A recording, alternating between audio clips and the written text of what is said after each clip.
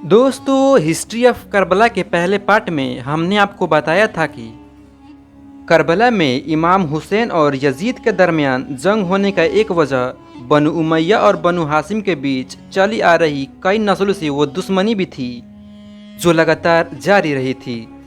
और आपको हमने हिस्ट्री के अकॉर्डिंग ये बताने की कोशिश भी की थी कि हुजूर सल्लल्लाहु अलैहि वसल्लम के ख़ानदान में और यजीद के ख़ानदान में कैसे वो मतभेद चली आ रही थी। तो दोस्तों, आज की इस वीडियो में हम उससे आगे की हिस्ट्री बताएंगे। यानी आज की इस वीडियो में हम बताएंगे कि इमाम हुसैन रज़ियल्लाहु ताला अन्हु करबला में पहुँचे क्यों थे, और साथ ही साथ हम आपको बताएंगे कि यजीद के फ़ौज ने इमाम हुसैन के साथ क्या किया और उनके शहादत के बाद उनके घर वालों के साथ कैसा सलूक किया था। तो दोस्तों, इस तरह के तमाम चीज़ें आज की इस वीडियो में हम जानने वाले हैं। दोस्तों, जैसे कि मैंने आपको पहले वीडियो में बता चुका हूं कि अमीर मुआविया एक सहाबी और नेक इंसान थे। इस वजह से उनके खिलाफत से किसी को एतराज़ नहीं था। लेकिन जब उनके बाद उनका बेटा यजीद तख्त पर बैठा तो पूरे मुस्लिम कौम में एक तूफ़ान सा आ गया, क्योंकि यजीद एक शराबी और जालिम किस्म का इंसान था। वो हर वो काम किया करता था जो इस्लामी कानून के खिलाफ था। लिहाजा इसी वजह से इस्लाम के आखिरी पैगम्बर हज़रत मोहम्मद मुस्तफ़ा सल्लल्लाहु ताला अलैहि वसल्लम के नवासे और हज़रत अली के बेटे यानी हज़रत इमाम हुसैन रज़ियल्लाहु ताला अन्हु ने यजीद के बैत को करने से इनकार कर दिया था और आप मक्का शहर वापस आ गए। दोस्तों, जब तक इमाम हुसैन रज़ियल्लाहु ताला अन्हु मक्का शहर वापस आए तब तक ज़्यादातर लोगों को ये मालूम चल चुका था कि इमाम हुसैन यजीद के सल्तनत से राज़ी नहीं है। इसी वजह से इमाम हुसैन रज़ियल्लाहु ताला अन्हु को कूफा शहर से ख़त आना शुरू हो गए थे। आपको बताते चले कि कूफा शहर में हज़रत अली के वफ़ादारों की तादाद बहुत ज़्यादा थी, और उसकी वजह ये थी कि हज़रत अली रज़ियल्लाहु ताला अन्हु के खिलाफत के दौर में कूफा शहर इस्लामिक सल्तनत का राजधानी हुआ करता था। इसी वजह से हज़रत अली रज़ियल्लाहु ताला अन्हु को मानने वाले लोग कूफा शहर में काफ़ी तादाद में रहा करते थे। हज़रत इमाम हुसैन ने जब ये देखा कि कूफा शहर से ऐसे बहुत सारे ये ख़त आ रहे हैं कि आप बराए मेहरबानी कूफा आ जाइए, यहाँ पे हम आपके साथ खड़े होने के लिए तैयार हैं। तो आपने कूफा शहर के हालात को जानने के लिए अपने चचाजाद भाई यानी मुस्लिम बिन अकील को कूफा शहर की तरफ रवाना किया और उनसे कहा कि आप जाकर देखिए कि कूफा शहर के क्या हालात हैं। मुस्लिम बिन अकील जब कूफा शहर पहुँचे तो वहाँ के हालात बहुत अच्छे थे। पहले दिन मुस्लिम बिन अकील के हाथों पे बहुत सारे लोगों ने बैत की। दिन पर दिन बैत करने वाले लोगों की तादाद बढ़ती चली गई। आपको बताते चले कि यह बैत इमाम हुसैन के लिए थी, यानी जो लोग इमाम हुसैन को खलीफा बनाना चाहते थे। मुस्लिम बिन अकील ने कूफा शहर के जब इतने अच्छे हालात देखे तो इमाम हुसैन की तरफ एक ख़त लिखा, और उस ख़त में उन्होंने लिखा कि आप बिना वक्त ज़ाया किए हुए कूफा शहर आ जाएं। यहाँ पे आपके साथ वफादारी करने वाले लोग बहुत सारे मौजूद हैं। लेकिन दोस्तों, जब तक मुस्लिम बिन अकील ने इमाम हुसैन को ये ख़त लिखा था तब तक यजीद को भी कूफा शहर के हालात के बारे में खबर हो चुकी थी, और अब यजीद को ये ख़तरा सताने लगी थी कि कूफा शहर के लोग मेरे सल्तनत का तख्ता पलट न कर दें।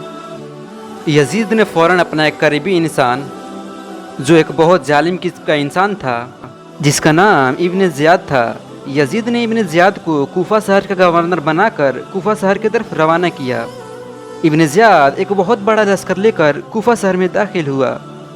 उसने कूफा शहर के बाहर ही अपने लश्कर को रोक दिया और ख़ुद अपना हुलिया बदल कर कूफा के उस रास्ते से दाखिल हुआ जिस रास्ते से मदीना और मक्का जैसे शहरों से काफिला आया करते थे।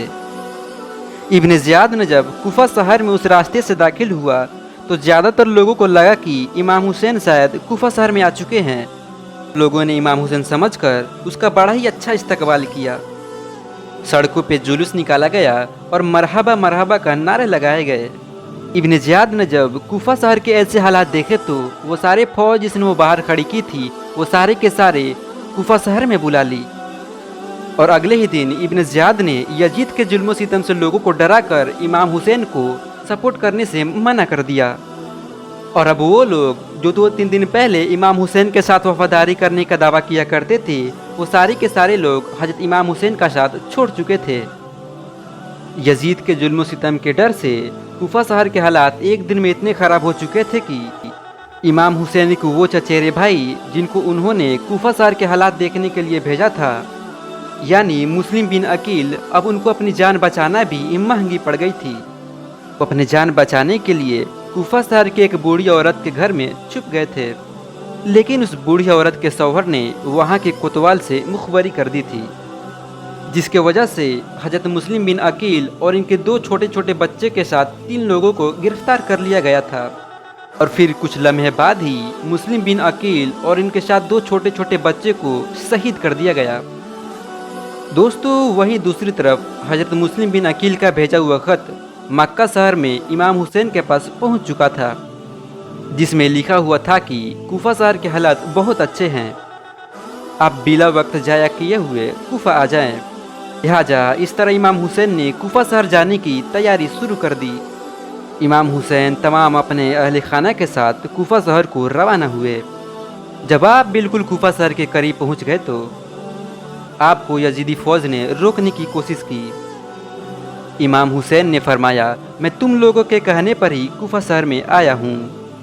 अगर तुम लोग नहीं चाहते कि मैं कूफा शहर में जाऊँ तो मैं वापस जाने के लिए राजी हूँ। यजीदी फौज ने इमाम हुसैन को कूफा शहर में दाखिल नहीं होने दिया। लिहाजा इमाम हुसैन ने तमाम अपने अहल खाना के साथ रास्ता बदल लिया। चलते चलते जब आप एक चटियल मैदान में पहुंचे तो वहां के एक जानने वाले इंसान से सवाल किया, ये कौन सी जगह है? आपको जवाब मिला, इस जगह को करबला कहते हैं। तो आपने अपने तमाम लश्कर को ये हुक्म दिया कि यहीं पे खेमे लगा दिए जाए। लिहाजा इस तरह इमाम हुसैन करबला में पहुंच चुके थे।